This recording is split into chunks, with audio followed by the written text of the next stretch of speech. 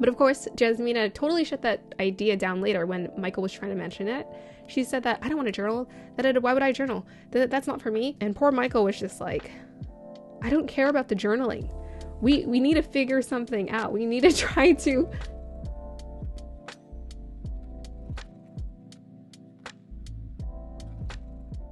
Hey Married at First Sight fans, welcome back to the YouTube channel. My name is Shantia, and today we're going to be doing a review for Married at First Sight Season 14, Episode 10. If you guys are new to my channel, I dedicate it to the women out there, helping them to live in a way that feels the most natural to them. If you're new to my channel, make sure you hit that subscribe button, participate in the discussions. I always read the comments. Also, make sure you go ahead and hit that like button to support the channel. All right, so let's go ahead and get into this review. I would like to call the theme of this review Hidden Personalities and Role Reversals. Why do I call it that? Well, Jasmina is trying to lead her relationship. Steve wants to be a house husband. Olajuwon wants Katina to woo him. And Mark wants Lindsey to soften up and calm down so he can experience some peace. So we're going to be talking about some of the interesting role reversal theme issues that were playing out throughout this entire episode. And I love to talk about feminine energy. So that is also going to be a reoccurring theme throughout these reviews. The reason why it's important to learn about or educate yourself on feminine energy is because it's going to make your relationship function with so much more ease. We emit natural energy. When you're a woman, you emit more feminine energy. When you're a man, you emit more masculine energy. If you allow that, if you use it to your benefit, you can help to kind of maneuver your relationship in a way and navigate it in a way that feels very healthy and a lot more natural. So that's why I talk about feminine energy on my YouTube channel. I would highly encourage you guys to check out my other videos, and I'm currently doing a new series called Heal, Feel, and Reveal, which is about learning how to awaken those passions in you that maybe felt a little bit more dormant, and also getting a lot more clarity about what you want and your desires. I feel like when women are so clear about their desires, about what they want, it feeds back into every aspect of their life, and it makes it so much more colorful, so much more vibrant. Okay, so let us talk about our first couple. That's going to be Noi and Steve. And that's because I literally have little to no notes on them because they have the most natural chemistry, the most organic chemistry, the most effortless connection. When I say effortless, they, compared to other couples who were married at first sight, they were attracted to each other. They were interested in each other. They were invested and willing to do that work. One of the scenes that popped out when it came to Noi and Steve was when they were having that conversation with Dr. Viviana, which throughout this entire episode, I forgot to kind of summarize it, but throughout this entire episode, Dr. Viviana got to visit all of the couples. I thought she did a really good job. She brought up those conversations about intimacy and just she helped the couples to kind of communicate a lot more clearly about what their desires are, their wants and needs from one another. And I thought she navigated it really great. I also think Dr. Viviana is a really good example of feminine energy. If you want to kind of understand what is the vibe, she gives it off so naturally. Correct me if I'm wrong, I think she's from Texas. I don't know what's in the air in Texas. I feel like women there emanate so much natural, potent femininity. So immediately, Noi and Steve had that conversation about her making him feel bad. She started crying. She started tearing up and saying, I didn't know. I had no idea that I was making him feel that guilty or feel that bad about our partnership, about our relationship. I really enjoyed and appreciated her vulnerability in that moment. I think Noi is a really good example of feminine energy. She doesn't put up these barriers. She shows her emotions. Her thing is she gets so emotional, she shuts down. And then she doesn't know how to deal with the conflict. She doesn't know how to resolve it. Steve is a very good communicator. He's also very intelligent. So he is very good at reminding her, hey, we can't just walk out. You know, we're married. We need to work on this. However, the issue with Steve is he doesn't have a plan. And then it became very clear as to what Steve's vision for his life is. And this is going to be a huge issue unless he's willing to, as he referred to it in the previous few episodes ago, make that sacrifice for Noi to provide them both with a lifestyle that feels more conducive to their desires. So Steve doesn't really have a plan. It's becoming very clear because instead of stating what the plan is or stating what his plan could be, it seems like he just starts making excuses. Noi noted that. I really get the sense that he's insecure about this no plan-ishness. I feel like if you want to own it, which I think he kind of is, because he's not hiding it. He's not hiding that he prefers to almost do the cooking and cleaning, some of that, and take on more of that than going to work. That's his value. And there's nothing wrong with that. There's nothing wrong with wanting to be a house husband. There's nothing wrong with wanting a preferred lifestyle. You just need to make sure that you and your spouse are in agreement, because that's what a marriage is. You're in agreement with what you're willing to bring to the party. So my thing with Noi is she's very much a heart person. She kind of just gives her heart. Her emotions are very involved in the relationship. Women fall in love through being next to, being around their partner. I feel like that's one of the reasons as to why it's so easy for women to kind of look past the physical aspects, or the majority of it, because ultimately when they're around someone and they're seeing someone care for them, that's what helps them to fall in love, that trust and that connection of being around their partner. It is important as a woman to be very discerning about who you give your time to, because when you're around them, you just start to bond naturally. And that's also a reason why this isn't the ideal situation. You should get to choose right off the bat who you want that person to be. Otherwise, you have to kind of like get past these issues and navigate all of these conflicting issues in your partnership that should have been figured out when you said I do. Yeah, even Dr. Viviana was trying to kind of solve their issue. She's like, would you be okay with him being a stay-at-home dad? And Noi said, well, that's not my vision for my life. And I'm glad she spoke up about that, because that's the point. You know, you get to have what you want in this lifetime. You're not limited to a small group of people. The thing is, if you sacrifice that lifestyle, that desire for what you want, then you also kind of sacrifice a bit of peace of mind. And so now you're stressing out going through life, having bonded with this person, but also having this unresolved issue in the background. Lifestyle should be clear from the get-go. The connection is something you build over time through character building, through being there for one another, through emotional intimacy and whatnot. Later, Steve was with a man and he admitted, hey, I said the L word. I took a leap of faith. I took the chance to put myself out there. I really like that Steve has a way of being vulnerable. He's very much, to me, the romantic intellectual, or the intellectual romantic, however you want to rephrase that. But he's most definitely that. He's someone who knows what to give in a partnership. He knows how to be spontaneous, open, giving, caring, all of those great qualities. However, it's just that they're kind of incompatible when it comes to the lifestyle. I'm curious to know how they're going to figure that part out, because he knows. He said that Noi has an expectation of me. Can I meet it? Is he willing to meet that expectation? We will find out. Okay, so that's Noi and Steve. I think they're in a good place. Their connection is what is helping to stabilize their partnership. Both of them are genuine people. I think they can work through their issues if they're willing to communicate and also willing to give a little with one another. Let's go ahead and move on to Lindsey and Mark. The first issue that popped up between Lindsey and Mark was the intimacy. So immediately, Lindsey is having a conversation with a friend saying that they hadn't been intimate for about 2 weeks. So the first week of the marriage, yes. The next 2 weeks, no. And then they resumed it, or he resumed it. And she was so confused because he had put it off and taken it off the table. He wanted to build that emotional intimacy with her. The problem is she didn't see that, like that day when he decided to move towards her. She's confused about what the emotional connection is. Just like Dr. Viviana talked about Jasmina about creating a safe space, I feel like that's exactly the case with Lindsey. I think Mark does have an idea of what he wants for the emotional intimacy. The reason why I titled the theme of this Hidden Personalities is because Mark seems to have a dualistic aspect to him. You know, what we're seeing on TV isn't necessarily what we're seeing in the background. She even pointed out that she was seeing two sides of him. And then on top of that, she mentioned that he was apparently messaging Alyssa, even though it didn't seem like anything weird, because it sounded like he was just messaging her to see if she's doing okay or how she was doing. I don't know.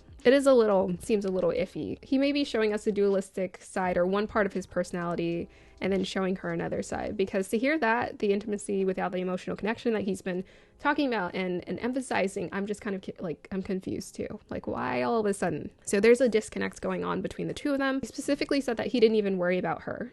And he mentioned before in the previous couple episodes when he was having that conversation with Pastor Cal that she didn't even worry about him. She took liberties. That's what he called it. So I think there's just kind of a weird back and forth, push and pull going between the two of them where they're not fully resolving the core issue. I was kind of confused as to why she was having that conversation on a lap or on the computer with her friend versus him. Are you having that conversation with him, or are you just dismissing him like she has before? You're not creating that safe space, and now he's closed off and he doesn't know how to approach you. It's very telling that Mark has, or a little bit of a turn-off-ishness going on with Lindsey, because he'll say she has a crazy laugh or that she's trying to kill him. He's mentioned that multiple times. This essentially conveys that he's scared of her and that he's not feeling this safe space that he desires. He specifically mentioned that he wants to feel more peace and softness around her, and they're around each other all the time. Essentially, he's communicating that he feels tense around her all the time. Lindsey mentioned in the after party that what helps them to bond together is the laughter. So both of them are very humorous. It helps to keep them engaged with one another. When it comes to the feminine energy, it helps to kind of regulate the relationship. Lindsey comes off as kind of masculine and very aggressive at times. And I feel like that's very off-putting for him. You can look beautiful, dress beautifully, talk beautifully, but if you're not emanating that energy, it's going to be hard for you to maintain that attraction with your partner. And so that intimacy can't really be fulfilled in the way that you want it to. What I like about Lindsey and Mark, in spite of the unhealthy ways that both of them have dealt with their partnership, is that they're willing to try and try again and try again. And I like that. You know, even though they've hit the bottom, the worst of the worst, they're willing to try again. Lindsey, during the after party, seemed like she was remorseful about the things that she said about him in the past.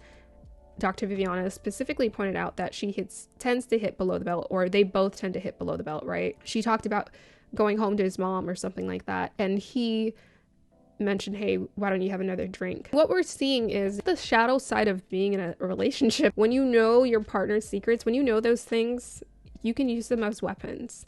Hopefully you don't, because when you do, you're gonna have to now you're like 10 steps back, and now you have to do all that work to like get back to that trust and build that trust again. And that is the challenging aspect to relationships. Sometimes we're hurt. Ultimately, we don't want to lash out at each other. And if you guys are interested in learning about or hearing about ways you could help to process your anger or your pain, I would encourage you to watch my other video that I'm uploading for my Heal, Feel, and Reveal series, which is going to be about processing emotions. That's all there is left to say about Lindsey and Mark. Let's go ahead and move on to Olajuwon and Katina. Starting out in the opening scene, Olajuwon and Katina are having a conversation with Dr. Viviana about the relationship, and immediately the cooking and the cleaning comes up. Fast forward later, Olajuwon admits that it's not really the cooking and cleaning that he wants from her, these antiquated ideas of like marriage. It's that he wants her to show him. He wants her to show him her commitment to their partnership. I think that's very interesting. This takes me back to my theme of role reversals. Essentially, he's asking her to woo him. She created a movie night for him, and she's like, I gotta woo my husband. I feel like he is too emotional. That came through very clearly in the previous episode. I think he's very sensitive, and I think he doesn't necessarily understand that it's not her responsibility to make you happy. And he's mentioned that. He's like, well, I need to be happy in this partnership. Well, you guys both need to feel really good. You need to be in agreement with one another. It's not her job to make you happy. So I don't know where he learned that. Like, we've heard this multiple times. Like, we've heard people say you can't make each other happy. You contribute to one another's happiness. If he's leaning on her to make him happy, it's a lot of pressure to put on to someone to make you happy. And it's a lot of unnecessary pressure, because if I put that pressure onto my partner, how can they breathe? How can they really feel like being themselves and being open? My concern is that she starts to close off emotionally, and I think that is going to end up happening. We saw a preview of the next episode that she's going to close off emotionally because he's so demanding of what he needs from her in a very specific way. It's not going to happen just in this partnership. It's going to happen in reoccurring in every partnership he's ever in, until he understands that that's just not the way to go about it. There are a lot of comments that Olajuwon mentioned to Dr. Viviana that seemed very, again, judgmental. There's like, we're not mentally on the same page. He specifically said mentally. He talked about laziness. He criticized her effort. Where I agree with Olajuwon is that I think in every partnership, effort is important. I think you got to put into your partnership effort. I feel like if a person wants you to help cook and clean so that they can do this and that, then that should be happening. I think another one of the issues is that they're essentially vetting each other, you know, as they're on this show. They don't know anything about each other. They're still learning one another. They're still learning about each other. There's trust issues there. After Katina has essentially wooed her husband and they're having their special movie night moment, he talks to her and he lets her know, hey, I really appreciate this. You listened. This is what I wanted. People have let me down before. He said, people have let me down so many times. So he's used to being disappointed. The issue with his partnership with Katina is he's already looking for things to be disappointed with. He's already looking for her to fail. He's already expecting her to fail. Supposedly, I guess the reason why he has these high expectations is because he's been let down before, or maybe he's let people have a pass before. Here's my thing about that. Find more compassion. Find more love. Find for forgivingness. Don't become a rock.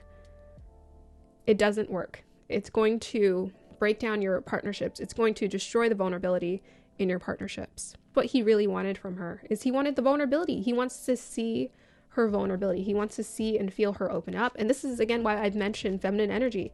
Vulnerability, being able to open up, is part of that feminine energy. If she could open up a little bit more, he might feel a lot more secure in their partnership as well. But those trust issues are not for her to resolve. That is a issue that he's already had prior to the relationship, and that's something he's going to have to resolve through practicing compassion. So it's not by expecting or finding the most perfect partner that you're going to resolve the issues of the fear of the being let down and being disappointed. It's actually through cultivating more compassion in your heart and more love in your heart. You're going to become not only a primary example of it, people are going to look to you for it, and people are going to flock to you because they have the same thing in them. People, humans, we have a way of self-sabotaging things that have the potential to be really great because of our fears and our insecurities. If we took the time to just turn it on us and understand we hold control, like we hold the power in changing our life, in transforming our partnerships and our relationships for the better. If we just change ourselves, if we work on ourselves in a way that is really healthy, very compassionate and loving and kind, then we can become a magnet for those partnerships that are of the same, that mirror the same. So the people that are around you, they're mirroring you. Don't self-sabotage your relationship. Find a way to bring in more love into it as much as possible. He's a high-low kind of guy. He mentioned in the after party, I'm very dramatic. And that drama, unfortunately, it's not the healthiest thing for a partnership, because partnerships are about stability. You know, it's about sustaining. The dramatics really starts to wear out on your partner over a long period of time. The relationship can't sustain. It can't hold up. Thankfully, the energy turned around when Katina and Olajuwon were playing with the intimacy objects and doing a little bit of whip action. And I thought that was so funny. I thought that was so cute. When they get playful like that, they really enjoy each other. It's easy for them to access like the playful, the fun parts, and it allowed them to get close to each other. I like that all the couples had some kind of physical exercises to touch someone, to hold someone. It's so healing. And it's so crazy because, you know, I work with kids, and prior to that I didn't. But when I started working with kids, I was shocked at how unconditionally loving kids are. They'll just come up to you and they'll hug you and they'll hold you and they'll sit in your lap, and I'm just like, I'm just so used to being in my own bubble. I'm not used to that. But I'm just like, it's just so natural for us to do that, to want to be around, to touch, to feel the warmth of one another. And we bond without even talking. I'm going to talk about this with Jasmina Michael, but you don't have to communicate to connect with people. You can just be around them, and that feels so much more fulfilling. I love that they are able to do that. And I think Katina, sometimes I do feel concerned because I'm like, is she communicating all of what needs to be communicated in their partnership? Olajuwon has mentioned that she's different behind the scenes. Apparently, she's a lot more vocal, and she will raise her voice at him, and she'll even put her finger in his face if she has to get him to hear her point. But on TV, she tends to be a lot more quiet and reserved about what she says because she doesn't want to come off a certain way. Katina also mentioned that she herself, when she was doing the area yoga with the girls, that she's not lost in the fairy tale. She's also realistic. But look, here's the thing. Feelings win time and time again. So it's like, if you're around someone and you start to see their heart, you're going to start feeling for them no matter what. And you can try to put up that wall, But the thing is, the more you're around them and you're actually bonding with them and you're letting them in, the more they have the power to kind of hurt you, which is, it can be scary. But the point is not to keep up walls so that no one can hurt us. The point is to kind of learn how to lift ourselves up, to love openly and freely in a way that feels very healthy, to be giving, to be vulnerable, so that we're not holding ourselves or holding our emotions in. When we heal faster when we allow our emotions to flow.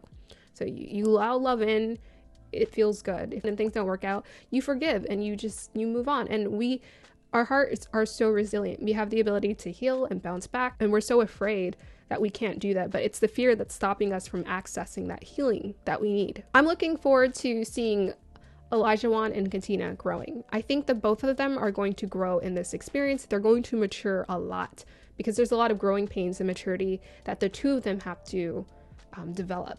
All right, so moving on to Jasmina and Michael. One of the first scenes was that Jasmina was talking to Michael and she was telling him about a story. Both of them were telling stories about bullying and pranks, and this was allowing them to kind of have fun and get connected with each other. I think this is a good place to start. I do think it's surface level, but I feel like this is where they need to start to be able to talk, just to be able to talk to each other. When Jasmina was with the women doing the yoga, she said that for the first month, their communication had been terrible. And so she honestly wasn't sure if their relationship was going to be able to survive. If that level 1 intimacy of humor and jokes is what's going to help them to get to know each other, I think they should start somewhere, because they're very much in the friend zone and they're very much in a little young and immature. That humor is also part of her shell, but I also feel like it's a way for him, if he uses that with her, to access more of being connected to her, because that was one of the things she required in a partner, is to be playful. So I feel like if he continues to let go of the seriousness and be that jokester, playful that he mentioned that he has and can be, then she'll open up more to him. Because when he's so serious, immediately I think there's like fear in her, and she gets very fearful, very scared of being vulnerable. It puts pressure on her emotionally and mentally, and that's why she becomes so immediately defensive whenever she's with him. Not even sure where I was. When Michael and Jasmina were both talking to Dr. Viviana, Jasmina mentioned that they were just coexisting, that what she was looking for was an emotional connection for them to bond together. Dr. Viviana then went on to suggest journaling. So she said because they can't really communicate with one another, they're missing each other, they're not really connecting to each other they should just try journaling and writing out all their thoughts. But of course, Jasmina totally shut that idea down later when Michael was trying to mention it. She said that, I don't want to journal. Why would I journal? That's not for me. And poor Michael was just like, I don't care about the journaling. We need to figure something out. We need to try to, put more of an effort into this partnership that takes us to a healthier place, so that we're not just fighting with each other over these small little technical communication issues. So as far as the intimacy goes, there apparently isn't any kind of intimacy going on between Jasmina and Michael. And I actually mentioned, and I caught onto that before, because I was just like, it doesn't really seem like they're connecting. Like, they seem like awkward. It's not fully developed between the two of them, or it's not really being developed. Neither of them are really putting forth the effort to develop their intimacy in the way that can be. Michael's waiting for her to kind of take the lead. He's waiting for her to give him a signal, I think, is what he mentions. I think this is one of the core issues that keeps playing out between Jasmina and Michael, is that she's leading. Like, she likes to lead because she has issues with vulnerability. She has issues with opening up. She has major trust issues because she questions him at every turn for just anything. So Michael mentions that he thinks that they should develop more of a connection physically with one another so that they can feel closer to one another. Jasmina mentions that she needs the emotional connection first. I would say you need it all. I would say try touching the person. Try holding their hand. Innocent things like that help you to just feel a vibe, or feel and develop a real connection with that person. So I think both are important. The physical, the emotional intimacy, both of those are important to building intimacy overall. The main issue that's playing out between the two of them is the lack of vulnerability. Both of them need to be open up with their emotions. I think Michael has at moments opened up to her, but because she's not really creating that safe space for him to really pour out, because immediately she gets defensive at little things that he says, it's hard for him to kind of penetrate her bubble. He keeps his distance and she's not being chased. But I would say that honestly, Men generally do like to chase. You don't have to necessarily convince them, but there are some things you can do. You can soften your energy. You have to be more open, be more playful, be more open, be more willing to get to know them. That criticalness, you know, when you're judging a man, they can feel that. So they know that you don't want them to come over. They can feel your energy. So if a man isn't approaching you, just like Lindsey says, Mark isn't wooing her enough. If you feel like you're not being wooed, it's because you're probably emanating too much masculine energy for them, or you need a partner that's a little bit more masculine than you to make up for that wooing. Otherwise, you can soften your energy. But that aggressiveness, when you're being very demanding towards him and demanding him to meet your guidelines of perfection or whatever your ideals are, it will kind of turn him off from wanting to woo you, because he wants to woo someone who wants to want him. He wants to woo someone who wants to be around him, who wants to laugh at his jokes. So later on, after Dr. Viviana leaves, Jasmina and Michael start having their conversation. She totally shuts down the journaling, and they can't really sit down and have a decent conversation. In fact, she ends up getting up and like walking out, because I don't even remember exactly what the conversation was about. I just know that they were both battling in a way that would give me such a headache. Why are we fighting? Like, what are we fighting over? I personally don't have enough energy with anyone if they want to fight. Like, I know you just want to fight to fight. And I know that. I know how to read people. I know when people just want to fight to fight. That's why I don't even bother. I don't give it or feed it any kind of energy. My advice to Michael would be, don't give it any energy. And the thing is, he's giving it some kind of energy. Even though he's trying to be logical and talk it through with her, you can feel that fight. You can feel her claws are out. You can feel those walls are up. So really, there's nothing you say that will make it right. There's nothing you can say that will feel right to her, because she just wants to fight. She feels defensive. She feels like you're coming into her bubble, and she doesn't want you to come near her. So she's going to push you away and self-sabotage. She's rolling her eyes. She's turning the conversation around. She's talking him in circles. It's a lot of unconscious trust issues that are playing out with her. So my hope for her is that, honestly, I feel like she needs counseling. Like, she needs someone to talk this through with her, to show her, hey, and mirror back to her, hey, do you see what you're doing or you're saying? Because I think in her mind, because she can be smart and calm and think through things, and she has a strong logic and strong intelligence. But some people, you can be very smart and yet be like, just be very smart in general in life, and yet be a 2 when it comes to relationships, because your emotional connection to yourself is just a little bit disjointed. And there's some healing within that you have to do. So unless you're aware of that, or unless you're aware that you have trust issues and you put your walls up, and you have no self-awareness, which she doesn't really have the self-awareness. It's so crazy, but some people, they can be so smart and have like very little self-awareness, and they can wreak havoc into the relationships and self-sabotage. But yes, trust issues is coming through big time for her. She mentioned that the reason why her and Michael keep having issues is him and his mouth. He does have an issue with conflict there, because again, he's giving it energy. So that's like my thing, is he's giving it energy, but he's not necessarily in the wrong. He probably more than her is more willing to try and move through the unnecessary talking of circles. What I think Jasmina and Michael have in common, they almost feel very similar to me energetically. There's something about the two of them that feels similar. They both have gone through things. They both are very smart. They both have vulnerability issues, but they're almost too similar in the sense that they can't quite like ease into each other's energy enough. When the men were rating their relationships and the women were rating theirs, Michael mentioned that he would rate their relationship a 7 because they've had great conversations.